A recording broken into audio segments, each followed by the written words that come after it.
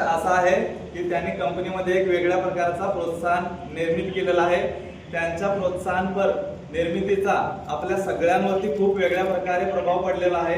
ज्या प्रभावाने आपण सर्वांनी हा आपला जे कोल्हापूर प्रोजेक्ट आहे 18B हा पूर्ण प्रोत्साहनपणे पूर्ण करायचा आहे आणि त्यांना एक वाढदिवसानिमित्त आपण सर्वांनी एक गिफ्ट म्हणून त्यांना एक गिफ्ट द्यायचं आहे।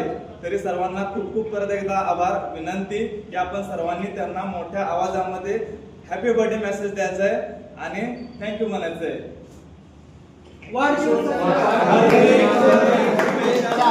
Happy birthday to you. Happy birthday